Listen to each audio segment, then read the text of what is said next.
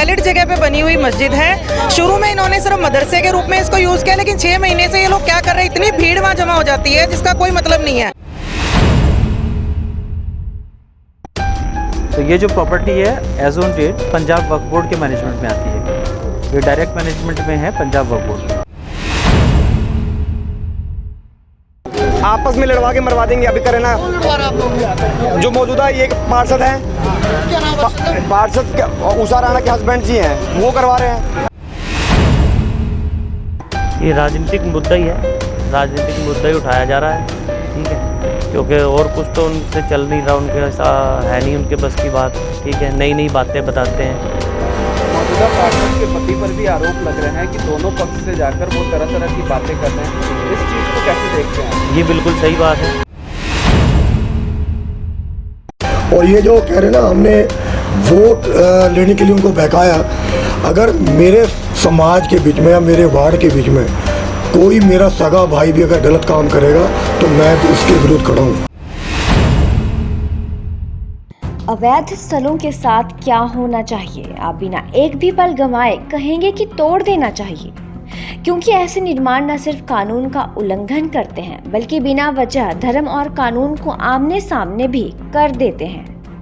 ऐसा ही मामला चल रहा है जीरकपुर के बल्टाना स्थित रविंद्रा एनक्लेव में, जहां मस्जिद को लेकर विवाद खड़ा हो चुका है। जहां एक और हिंदू समाज के लोगों ने पिछले दिन बल्टाना पुलिस चौकी पहुंचकर मस्जिद को बंद कराने की मांग की थी, तो वहीं दूसरी ओर मुस्लिम समाज के लोगों ने मस्जिद को सही बताया है। यहाँ रहने वाले लोगों का आरोप है कि मौजूदा पार्षद के पति इन दोनों ओर से अपनी राजनीतिक रोटियां सेक रहे हैं। मेरा नाम फरीद अहमद है और यहाँ पर हमारी मुस्लिम वेलफेयर सोसाइटी एक रजिस्टर्ड सोसाइटी है। हम सभी उसके मेंबर्स हैं और मैं उसका प्रधान हूँ। तो हम लोग ये मस्जिद मक्का मस्जिद है जहाँ पर हम लोग खड़े हैं, ये पिछले 5 साल पहले यहाँ पर हम लोगों ने बनाई थी और हम लोग इसको सिर्फ मेंटेन करते हैं। यहाँ के कुछ हमारी कॉलोनी के कुछ हिंदू समाज के भाइयों ने पुलिस में शिकायत दी थी। पहले कहा गया था कि ये इलीगल प्रॉपर्टी है, तो उसकी ऑथेंटिसिटी के सारे डॉक्यूमेंट्स हमने वहाँ पुलिस को प्रोवाइड कराए और उनको बताया कि ये कुछ भी इलीगल नहीं है, सब कुछ लीगल है। इसकी रजिस्ट्री थी, ये मेरे पर्सनल नाम पर थी प्रॉपर्टी और मैंने अपनी रजामंदी से इसको मस्जिद के लिए वक्फ़ कर दिया था, डोनेट कर दिया था पंजाब वक्फ बोर्ड को। तो ये जो प्रॉपर्टी है as on date Punjab Waqf board के मैनेजमेंट में आती है। ये डायरेक्ट मैनेजमेंट में है पंजाब वक्फ बोर्ड के। हिंदू मठ के लोगों का आरोप है कि मस्जिद में काफ़ी समय से लाउड स्पीकर को लेकर आसपास के लोगों को बड़ी शिकायतें और बहुत ही दिक्कतें आ रही थी, जिसके कारण उन्होंने शिकायत करी थी। देखिए ऐसा है कि जो मठ आप देख रहे हैं सामने, हमारी कॉलोनी में 1000 से ज़्यादा फैमिलीज़ रहती हैं। रविंद्रा में बहुत बड़ी कॉलोनी है और जिसमें हमारे मुस्लिम समाज के 120 फैमिलियाँ रहती हैं, 120 घर रहते हैं। अब यहाँ पर क्योंकि देखिए घर में अजान की आवाज़ नहीं पहुँचती है, इसके लिए लाउड स्पीकर लगाना ज़रूरी होता है। और आजकल जैसे आपको पता है हमारा होली मंथ चल रहा है, रमज़ान, तो रमज़ान में क्या है, हमारी मुस्लिम महिलाएं होती हैं घर में, तो उनको रोज़ा खोलना होता है शाम को, तो उसके लिए अनाउंसमेंट ज़रूरी होती है। उनको पता नहीं लग पाता कि आज रोज़ा खोलने का कौन सा वक्त है, इसलिए हमने प्रशासन को अपनी जेन्युइन प्रॉब्लम बताई कि इसलिए हम लाउड स्पीकर लगाते हैं। और लाउड स्पीकर हम पूरा दिन उसका कोई यूज़ नहीं करते हैं। लाउड स्पीकर सिर्फ अजान के वक्त 2 मिनट के लिए चलाया जाता है। 24 घंटे में अगर मैं आपको बताऊं तो 5 टाइम नमाज अदा की जाती है और 5 टाइम नमाज के लिए 5 बार अजान होती है और अजान मुश्किल से 1.5 से 2 मिनट की जाती है। अगर आप 24 घंटे में बात करें तो 8 से 10 मिनट हमारा लाउड स्पीकर चलता है, वो भी नॉर्मल वॉल्यूम पर। उसके बाद भी जब ये शिकायत गई, पहले उन्होंने इलीगल प्रॉपर्टी की शिकायत की, उसके लिए हमने डॉक्यूमेंट्स प्रोवाइड किए। उसके बाद उन्होंने साउंड की शिकायत की, तो साउंड के लिए हमने डीएसपी साहब के साथ मीटिंग की। दोनों पक्षों को डीएसपी साहब ने बुलाया। डीएसपी साहब ने कहा कि इन लोगों को अगर साउंड से दिक्कत है तो आपके 2 लाउड स्पीकर लगे हैं, आप एक उतार दीजिए उसमें से। हमने इमीडिएट जो है ना डीएसपी साहब की बात को मानते हुए एक स्पीकर उतार दिया, आप देख सकते हैं अंदर रखा है, और एक स्पीकर लगा हुआ है, वो भी नॉर्मल वॉल्यूम पर हम लोग चलाते हैं। हम चाहते हैं यहाँ शांति व्यवस्था पूरी तरह बनी रहे और मैं दोनों धर्मों के लोगों से ये मैं अपील करता हूँ कि यहाँ बिल्कुल भी माहौल को ख़राब ना किया जाए। कुछ शरारती तत्व हैं, कुछ लोग हैं ऐसे जो माहौल को ख़राब करने की कोशिश कर रहे हैं। इस मैटर को पॉलिटिकल रंग दिया जा रहा है, जबकि ऐसा कुछ है नहीं। हम लोग शांति से अपनी नमाज़ यहाँ अदा करते हैं, वो लोग अपनी पूजा पाठ उधर करते हैं और मैं आपको ये भी बताना चाहता हूँ कि वहाँ पर कुछ मिसगाइड किया गया। पुलिस चौकी के सामने जो प्रोटेस्ट किया गया था, वहाँ बताया गया कि मठ के सामने मस्जिद बनाई गई है, जबकि मस्जिद पिछले 5 सालों से बनी हुई है। हम आपके डॉक्यूमेंट दिखा सकते हैं। और मठ अभी 6 महीने में बना है, लेकिन हमें उससे भी कोई शिकायत नहीं है। वो अपनी वहाँ पूजा पाठ शांति से करें, हम यहाँ हमें नमाज अदा करने दें।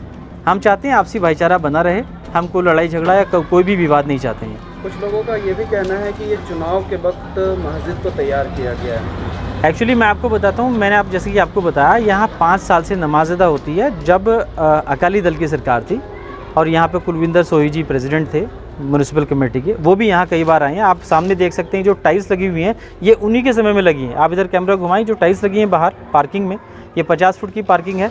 ये तत्कालीन जो हमारे प्रधान थे कुलविंदर सोही जी, उन्होंने लगवाई थी। उनकी नॉलेज में है कि यहाँ पर नमाज अदा की जाती है। उसके बाद इसको पॉलिटिकल रंग दिया गया। हमारे एक, मैं नाम नहीं लेना चाहूँगा, आप समझ ही जाएंगे, एक लोकल हमारे पार्षद पति हैं, वो अभी नए पार्षद बने हैं। उन्होंने थोड़ा सा इसको डिस्प्यूट को थोड़ा और ज़्यादा रंग दे दिया है। उन्होंने हमें कहा कि इलेक्शन के टाइम में थोड़ा सा इसको कम कर दीजिए आप, इस एक्टिविटी को। नमाज ज़रा, उस टाइम लॉकडाउन भी था, तो चलो लॉकडाउन में अलाउड भी नहीं था। उन्होंने उस टाइम हमें कहा कि आप इलेक्शन के बाद जो है ना पूरी तरह से नमाज़ अपनी ओपन कर सकते हैं, अब इलेक्शन का माहौल है, इसको थोड़ा कंट्रोल रखिए। हमने कहा ठीक है। इलेक्शन के बाद जब हमने यहाँ नमाज़ फिर से शुरू की, तो उन्होंने क्या किया, पहले हमारा यूज़ किया, हमारे वोट लिए, उसके बाद जो है वो दूसरी पार्टी के साथ मिल गए। तो ये चुनावी रंग देने की इसको कोशिश की गई, पॉलिटिकल रंग देने की कोशिश की गई, जबकि ज़मीनी स्तर पर सच्चाई कुछ और है।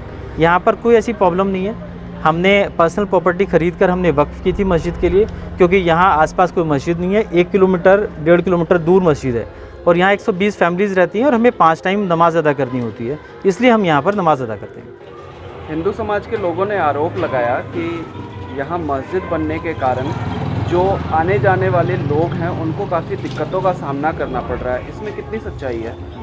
नहीं, ऐसा तो नहीं है कि उनको प्रॉब्लम होगी, मुझे तो नहीं लगता, क्योंकि खुला रोड है, क्लियर जाते हैं, कोई ऐसी बात नहीं होती। बाई चांस नाले पे गाड़ी खड़ी रहती हैं, अभी भी आप देख सकते हो नाले पे 1-2 गाड़ी हमेशा खड़ी रहती है। अगर उनको हटा दिया जाए तो ये प्रॉब्लम उनकी सोल्व हो सकती है। उन पर कोई ध्यान नहीं दे पाता। हमारे पास पूरी पार्किंग है, आप देखिए कैमरा घुमा कर, कोई दिक्कत नहीं है। कोई भाई आता है एकदम बाइक लेकर वो आगे खड़ी कर देता है। ऐसा जो पार्किंग का आपने सवाल पूछा कि यहाँ रोड ब्लॉक होता है, इसमें कोई सच्चाई नहीं है, क्योंकि आप देख सकते हैं पीछे रोड बहुत खुला है और हमारे मस्जिद के सामने जो ये पार्किंग की जगह आप देख रहे हैं, ये 50 फुट की पार्किंग है। ये हमारी प्राइवेट पार्किंग है, जिससे हमने लैंड खरीदी है। ये उन्होंने पार्किंग की जगह हमें रुपये दी हुई है। तो यहाँ पर अगर हमारे नमाज़ पढ़ने वाले जो साथी हैं, अगर वो 2 व्हीलर लेकर आते भी हैं, तो उसको खड़ा करने के लिए, पार्क करने के लिए हमारे पास सफिशिएंट पार्किंग है। तो हम रोड ब्लॉक क्यों करेंगे? रोड बिल्कुल खुला है, वहाँ कोई समस्या नहीं है। वो सिर्फ एक मनगढ़ंत कहानियाँ बनाई गई हैं। उस पार्किंग में यहाँ कोई समस्या नहीं है, ना यहाँ रोड कोई ब्लॉक होता है। आप एनी टाइम आकर चेक कर सकते हैं। मस्जिद के मामले को हवा देकर क्या कोई राजनीतिक मुद्दा उठाया जा रहा है या फिर कोई राजनीतिक रंग दिया जा रहा है इस मुद्दे को? ये राजनीतिक मुद्दा ही है, राजनीतिक मुद्दा ही उठाया जा रहा है, ठीक है, क्योंकि और कुछ तो उनसे चल नहीं रहा, उनके ऐसा है नहीं उनके बस की बात, ठीक है। नई नई बातें बताते हैं। मौजूदा पार्षद के पति पर भी आरोप लग रहे हैं कि दोनों पक्ष से जाकर वो तरह तरह की बातें कर रहे हैं। इस चीज़ को कैसे देखते हैं आप? ये बिल्कुल सही बात है। उन्होंने पहले हमें रखा उसमें, ठीक है जी, कि जब इलेक्शन हो जाएंगे उसके बाद आप नमाज़ शुरू कर देना, कोई दिक्कत नहीं है। उसके बीच में लॉकडाउन था तो इसलिए नमाज़ भी बंद थी, तो उन्होंने काम भी बंद कराया हुआ था और उस टाइम बातचीत भी करी थी उन्होंने। वो हमसे भी आके यही बात बोलते थे और उधर भी जाके इस तरह की बात करते हैं। अब तो वो पूरे तरह से उधर उसी साइड पहुँच गए हैं। किस साइड? हिंदू समाज की तरफ? हाँ, हिंदू समाज की तरफ पहुँच गए हैं और उनका काम भड़काने का है बस। पर हिंदू समाज के लोगों ने ये आरोप लगाया है कि वो शाम को मंदिर में आते हैं और रात को मस्जिद में जाकर कुछ और ही बातें करते हैं। नहीं नहीं, ऐसा कुछ नहीं है। वो मस्जिद में नहीं आते हैं, ठीक है। वो पहले बातचीत करते थे, पहले बताते थे, वो इलेक्शन से पहले की बात है। इलेक्शन के बाद वो प्रॉपर पूरा बदल गए, ठीक है।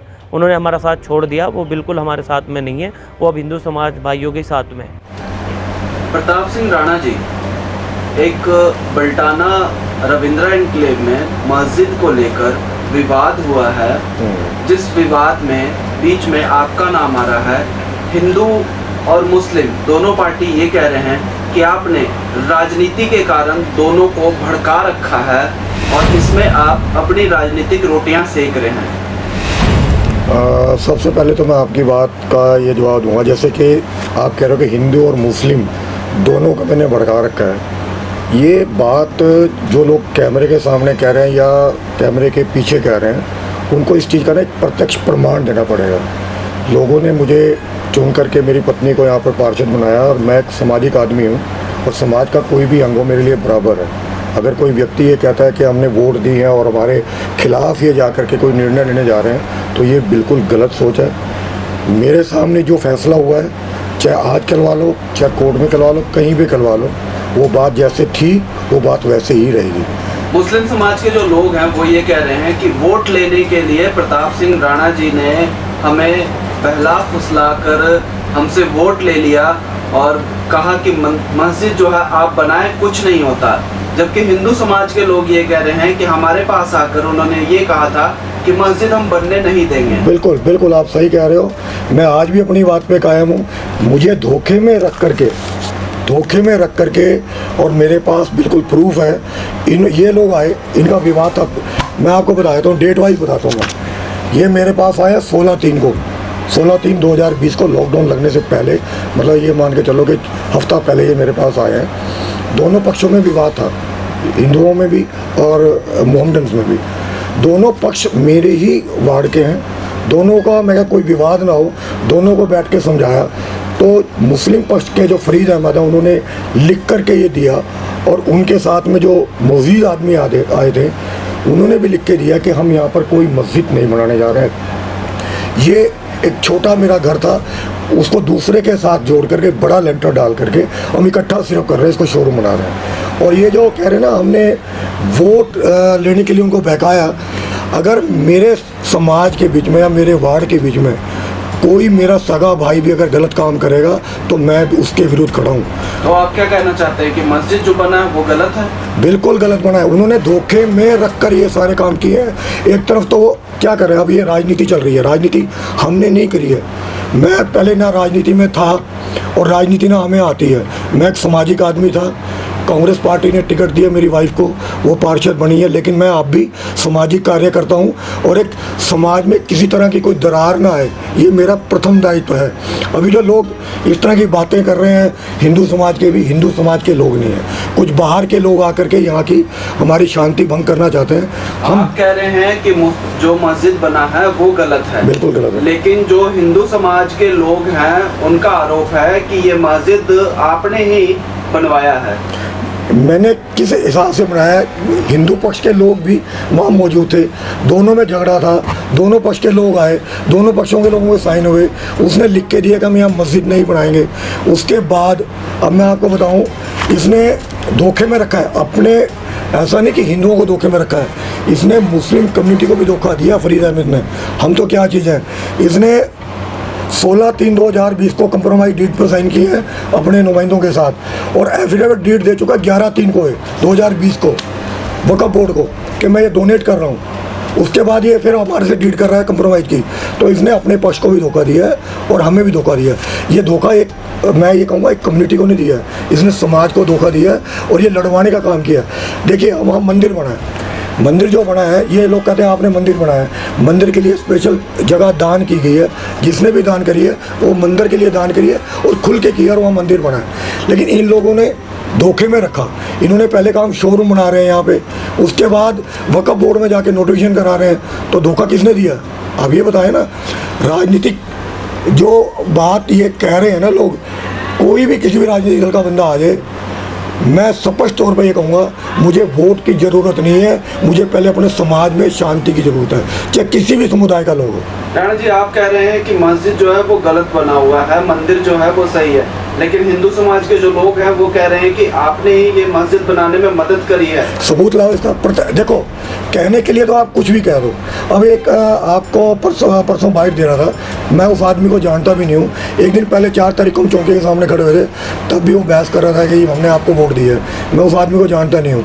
वो आदमी मेरे पास आए, वो कह रहा है जी आप भागवत में आखिरी दिन गए। उस आदमी को ये नहीं पता मैं भागवत मैंने कितनी कराई है। आप ये देखिए कितनी भागवत कराई है मैंने, ये देख लीजिए यहाँ पे। और यहाँ पे देख लीजिए कौन से समुदाय की यहाँ पे वो ट्रॉफियाँ लगी हुई हैं, आप देख लीजिए। वो आदमी मेरे से भली भांति परिचित भी नहीं है और वो किसी के कहने पर आरोप लगा रहा है कि वो आखिरी दिन भागवत में आए और उसके बाद मस्जिद में गए। देखिए, पहली बात तो वो आदमी मेरे स्पष्टीकरण मांग नहीं सकता। अगर समाज के लोग स्पष्टीकरण मांगते हैं ना, वहाँ मस्जिद के बीच में CCTV कैमरे लगे हुए हैं, वहाँ जा कर के चेक कर लें। मैं 16/3/2020 से पहले एक बार जब ये विवाद हुआ था, मौका देखने के लिए वहाँ पर गया था। उसके बाद ढिल्लो साहब ने वहाँ पर जो बाहर वाटर कूलर लगा हुआ उसका उद्घाटन किया था, तब भी मैं बाहर ही था, अंदर तब भी नहीं गया। उसके बाद आज तक कोई बंदा साबित कर दे मैं अंदर गया हूँ तो ये 100 आदमियों का जूता मेरा सिर साबित करे। झूठे इल्ज़ाम लगाने, देखो सच को साबित करना पड़ता है, झूठ को साबित करने, झूठ के पैर नहीं होते। जैसे मर्जी आप बैठ दो, मैं भी किसी के खिलाफ या मीडिया के सामने कोई अनर्गल बयान दे दूं, लेकिन उसको कल को साबित करना पड़ेगा। जिस आदमी ने इस तरह की बाइट दी है वो गैर जिम्मेदाराना हरकत है, और ये ऐसे ही लोग समाज में दरार पैदा करते हैं। जोश भर के बाहर के लोग आके, यहाँ रविंद्रा के लोगों ने तो वहीं रहना है, चाहे वो हिंदू हो चाहे मुसलमान है, बाहर के लोग आकर यहाँ पर आग लगा के चले जाएँ तो हमारी तो 10 साल तक ये खाई कोई भर नहीं सकता। ये समझने की जरूरत है। हमारा मंदिर भी वहीं है, मस्जिद जो बनाई है वो गलत है, मैं अब भी कह रहा हूँ, जहाँ मर्जी कह रहा हूँ। और ये इसको मैं कल ADC मैडम के पास गया, सारे मैंने डॉक्यूमेंट्स रखे, मैं कहा ये हमारे से एक तो ना कंप्रोमाइज़ डील कर रहे हैं, उसके बाद ये एफिडेविट दे रहे हैं जाके वक्फ बोर्ड में, तो ये धोखा है कि नहीं है, 420 का केस है कि नहीं है। उन्होंने SDM मैडम को भेजा, SDM मैडम ने बाकायदा EO की ड्यूटी लगाई है कि 5 मेंबरी कमेटी हिंदू समाज की और 5 मेंबर कमेटी मुस्लिम समाज की बनाए और मेरे पास आए। जैसे कि अब लोगों ने आरोप लगाया कि ये जाके जी वहाँ पे बातचीत करके आ गए, हमें अंधेरे में रखा। तो अब मैं इस चीज़ में मैं लीड नहीं करूँगा। जब इस तरह के आरोप लग जाते हैं ना, आदमी का दिल टूट जाता है। एक आदमी सच्चे मन से लगा हुआ है, फिर उसके ऊपर आप आरोप लगा रहे हो। आप कह रहे हो राणा जी मस्जिद जो है वो गलत है, लेकिन बिल्कुल गलत है। दोनों पक्ष के लोग आपसे नाराज हैं। होते रहे, मैंने हिसाब ऊपर वाले को देना है, किसी आदमी को नहीं देना। मेरा अंतर्मन साफ है। अगर कोई मेरे पे आरोप लगाता है ना, उस आरोप को ना आप साबित करें। अगर आरोप हमारे पास दोनों तरफ की बाइट है, दोनों तरफ के लोग, बाइट तो बाइट नहीं, मैं साफ जाहिर नजर आ रहा है। दोनों तरफ के लोग कह रहे हैं कि आपने इलेक्शन जीतने के लिए ये मस्जिद बनवाए और हिंदू को भड़काया और मुस्लिम को भी भड़काया। बताइए क्या मैंने भड़काया? कि कौन से हिंदू को भड़काया, कौन से मुस्लिम को भड़काया? दोनों तरफ के लोग यही बात कह रहे हैं। ये वो लोग हैं जो सिर्फ राजनीति करने के लिए, मैं पार्टियों का नाम नहीं लूंगा। आज रविंद्रा में क्या हुआ है, उनको लग रहा है इनकी लोकप्रियता बढ़ रही है उनकी राजनीति करने के, बिल्कुल। लेकिन जो दोनों तरफ के लोग हैं, एक हिंदू जो मठ बना हुआ है उनके लोग हैं और दूसरा जो मस्जिद बना हुआ है उनके लोग हैं। राजनीतिक पार्टियां तो है ही नहीं दूसरी। क्यों नहीं है? देखो हर एक समुदाय में, अब हर एक समुदाय में कोई ना कोई किसी पार्टी के साथ इलेक्शन लड़ा है। किसने? मैं तो कहता हूँ मैं रिजाइन कर देता हूँ, तुम इलेक्शन लड़ लो। अगर आपको लगता है ना कि मैंने आपकी वोट लेने के लिए इलेक्शन लड़ा है तो मैं रिज़ाइन करने के लिए, मैंने ये DSP के सामने भी कहा था। DSP के सामने मुस्लिम समुदाय के हमारे भाई बैठे थे। मैं कहा अगर आप रोजे से हो ना, मेरे भी नवरात्र के व्रत है, आज मेरा 7वां नवरात्र है, अगर मैं झूठ बोल रहा हूँ तो इस चीज़ का ना परमपिता परमात्मा मेरे को देगा। लेकिन जो भी आदमी इस तरह की खाई बना रहा है ना, तो वो गलत बना रहा है। फरीद अहमद बहुत बड़ी खाई बना के जा रहा है यहाँ हमारे समाज के बीच में। इतना बढ़िया भाईचारा था, इसने चाल खेल के उधर कंप्रोमाइज डील कर रहा है, उधर जो है इसने वहाँ पे वक्फ बोर्ड को डोनेट किया जगह, तो ये धोखे में रखा। तो आप ये कहना चाहते हो मस्जिद जो बना हुआ है वो गलत तरीके से बनाया गया है, गलत जो कॉम्प्रोमाइज किया गया था और जो उसको ब्रीच किया है, कंप्रोमाइज को ब्रीच किया है। और मैं वक्फ बोर्ड ट्रिब्यूनल में जा रहा हूँ, मैंने सारी स्टडी कर ली है इसके बारे में। और ये किसी भी तरह से आप देख लेना, आप बहुत जल्दी देखिए, कुछ लोग होते हैं भड़काने की राजनीति करते हैं, ये कर दो, यहाँ से झंडा फाड़ दो, यहाँ से इनका बोर्ड हटा दो। हम कानूनी तौर पे चलेंगे, हमने यहाँ आग नहीं लगाने देनी अपने किसी भी धर्म का, किसी समुदाय का बंदा हो। मैं शांति भंग नहीं होने दूंगा, इसके लिए चाहे मुझे अपनी जान देनी पड़ जाए। कोई आके मेरे पे वार करता है, मैं गर्दन उतरवाने के लिए तैयार हूँ। राणा जी कहीं ऐसा तो नहीं है कि इलेक्शन को अब कुछ ही समय रह गए हैं तो आप इलेक्शन में वोट पाने के लिए हिंदू समाज के लोगों की तरफ हो गए? मैं तो चुनाव ही नहीं लड़ूंगा कभी। मैं आपके कैमरे के माध्यम से कह रहा हूँ, मैं सिर्फ सामाजिक आदमी था, मुझे चुनाव में मुझे नहीं उतारा। मेरी वाइफ थी, उसको टिकट मिली है और इतना मतलब मैं आज दुखी मन से कह रहा हूँ कि इस तरह के लांछन जो लोग लगाते हैं ना, कोई आदमी समाज के हित के लिए आगे नहीं आएगा। मैं 3 बार अनशन पर बैठा हूँ फाटक पे, किसके लिए बैठा हूँ? बटाने के लोगों के लिए। आज क्या सिला दे रहे हैं? मुस्लिम समुदाय भी अपनी राजनीतिक रोटियाँ सेक रहा है, हिंदू समुदाय में बाहर के लोग आके, जिनका रविंद्रा से दूर दूर का कोई ताल्लुक नहीं है, इस तरह का जो माहौल बना रहे हैं, वो उससे मैं बहुत दुखी हूँ। आप ये कहना चाहते हैं जो सैकड़ों लोग हैं वो झूठ बोल रहे हैं और आप अकेले जो हैं वो सच बोल रहे हैं? मैं तो बिल्कुल सच बोल रहा हूँ। सैकड़ों लोग एक लहर में भड़काए में झूठ बोल रहे हैं। किसने भड़काया? उनका आरोप है कि आप भड़का रहे हैं। तो इसका मैं भड़का रहा हूँ तो फिर मेरे पक्ष में बोलते ना, मेरे पक्ष में बोलते ना। अगर मैं भड़का दूँ, दोनों पार्टी आपके पक्ष में नहीं, आपके जो है अगेंस्ट ही बात कर रहे हैं। तो फिर तो अच्छी बात है, फिर तो मैं न्यूट्रल हो गया। भड़का कर लड़वाने में आपका हाथ है। अगर मैं दोनों मेरी बात सुनो, कहीं पे फ़ोन रिकॉर्ड हो किसी के पास, ये मेरा फ़ोन पड़ा है, इसमें एक भी फ़ोन दिखा दो, किसी भी एक बंदे को मैंने फ़ोन किया हो, पूरा पिछला 6 महीने का, साल का रिकॉर्ड चेक कर लो, किसी एक आदमी को फ़ोन किया हो। उनका कहना है कि शाम को आप मठ में बैठते हैं और रात को मस्जिद में। मैंने तो आपको बताया ना, वो CCTV कैमरे लगे हुए हैं, आप जाके चेक कर लो। उसके बाद वो आ जाए, मैं कसम खाता हूँ, वो कसम खाए, अपने धर्म की वो कसम खाए, मैं खाता हूँ। मैं किसी को साबित करने के लिए बाध्य नहीं हूँ, लेकिन इस तरह के जो आरोप लगा रहे हैं ना, वो बंदा साबित करे कि मैं कितने बजे वहाँ गया था। कई लोग हैं। हाँ बताओ ना। महिलाएं भी हैं, वहीं की रहने वाली महिलाएं जो मंदिर जाती हैं, और वहीं जो मस्जिद के लोग हैं, जो मस्जिद के प्रधान हैं, वो कह रहे हैं कि ये राजनीतिकरण आपने करवाई है साफ तौर पे। देखिए, आरोप लगाने बहुत आसान है, लेकिन साबित करने के लिए, मैंने जैसे आपको पहले बताया, झूठ के पैर नहीं होते, सच को साबित करना होता है। जैसे आप बार बार मुझे कह रहे हैं आप वहाँ गए, वहाँ गए, वहाँ गए, वो भी एक इबादत गाह है। अगर मैं जाता तो मैं किसी का बंधुआ मजदूर नहीं हूँ, मैं सरेआम बताता मैं गया हूँ वहाँ पे। लेकिन जब मैं नहीं गया, झूठे जो आरोप लगाए जा रहे हैं वो बिल्कुल गलत है, वो साबित करें मैं गया हूँ। देखो, वो खुदा का नाम लेते हैं, हम भगवान का नाम लेते हैं। इसी तरह क्रिश्चियन है, वो गॉड का नाम लेते हैं। हर एक समुदाय, हमारा जो भारत है, अलग अलग समुदाय के लोग हैं। अगर हम एक दूसरों की भावनाओं की कदर नहीं करेंगे तो यहाँ पर जो है ना, नियंत्रण बिगड़ जाएगा, सिस्टम बिगड़ जाएगा। हम एक दूसरे की भावनाओं की कदर करते हैं। लेकिन मैं इस चीज़ को कह रहा हूँ कि मैं वहाँ पर नहीं गया, जिसने आरोप लगाए गलत है। अगर जाऊँगा ना, छाती ठोक के कहूँगा मैं गया हूँ वहाँ पे। अगर कोई मतलब गलत जगह आप उसको कह रहे हो कि वहाँ पे इस तरह का मतलब क्राइम हुआ, आप वहाँ गए हो, तो क्राइम वाली जगह भी देखना पड़ता है। मैं एक नुमाइंदा हूँ, मुझे जाके देखना पड़ेगा वहाँ गलत काम हुआ है। लेकिन मैं वहाँ नहीं गया हूँ। मैं 2020 को वहाँ जा चुका हूँ। उसके बाद कोई बंदा साबित कर दे कि मैं वहाँ गया हूँ, तो आपका जूता मेरा सिर। अब आप मस्जिद हटवाने की बात कर रहे हैं ताकि आने वाले इलेक्शन में आपको हिंदू के वोटर्स जो हैं वो ज़्यादा से ज़्यादा। मैं इलेक्शन ही नहीं लड़ूंगा, आपको बाइट दे रहा हूँ। मुझे इलेक्शन लड़ने की जरूरत नहीं। मेरी 64 साल की उम्र है। मैं जब रिटायर हुआ था, मैंने कसम खाई थी कि मैं समाज के लिए काम करूँगा, और मेरा दायित्व जो परिवार का पूरा हो चुका है। मेरी कोई लाइबिलिटी नहीं है। मैंने बच्चे पढ़ा दिए, लिखा दिए, मकान बना दिया, मुझे 32-33 हज़ार पेंशन मिलती है, किराया आता है, मेरा बढ़िया काम चल रहा है। मुझे किसी की चीज़ की जरूरत नहीं है। मैं इसमें दान भी करता हूँ, जो भी जितना यथा योग्य होता है। कभी भागवत वगैरह कुछ इस तरह के प्रोग्राम भी कराता हूँ, और जो भी समुदाय मेरे को प्यार से बुलाता है मैं जाता हूँ। लेकिन इस तरह के जो आचरण लोगों ने मेरे पर लगाए हैं, मतलब इस तरह का मेरा जो बना दिया है कि मुस्लिम पक्ष कह रहा है कि मैं भड़का रहा हूँ लोगों को, हिंदू पक्ष मेरे भाई कह रहे हैं कि मैं भड़का रहा हूँ, तो मैं बड़ा क्षुब्ध हूँ इस मामले में। तो मैं आगे चुनाव की बात कह रहा हूँ, मैं तो आगे किसी चीज़ को लीड भी नहीं कर रहा। लेकिन हालांकि मैंने अपनी कोशिशें जारी रखी हुई हैं, क्योंकि ये आरोप मेरे पर लगा हुआ है। और हो सकता है कि हमारे किसी राजनीतिक आका ने इस चीज़ में उनकी इन्वॉल्वमेंट हो, लेकिन मैं अब भी हाजिर नाजर जान के अपने ईश्वर को हाजिर जान के कह रहा हूँ, इसमें मेरी 1% भी कोई अगर ये साबित कर दे मेरी भागीदारी थी, तो जो सज़ा समाज कहेगा मुझे भुगतने के लिए तैयार है। बातें कहनी बहुत आसान है, लेकिन पहले आप साबित करो। आरोप तो नरेंद्र भाई मोदी पे भी लगते हैं, राहुल गांधी पे भी लगते हैं, दुनिया भर के बड़े बड़े लीडरों के ऊपर मोदी लगते हैं। अब 2 देशों में लड़ाई चल रही है, कोई पुतिन को विलेन बता रहा है, कोई जो यूक्रेन का राष्ट्रपति है उसको विलेन बता रहा है। तो समाज है जो आगे फ्रंट में आके काम करेगा, उसको बातें सुननी पड़ती हैं। और मेरे को तो ये बदनामी का टिक्का जो लगाया है ना, मैं बहुत क्षुब्ध हूँ।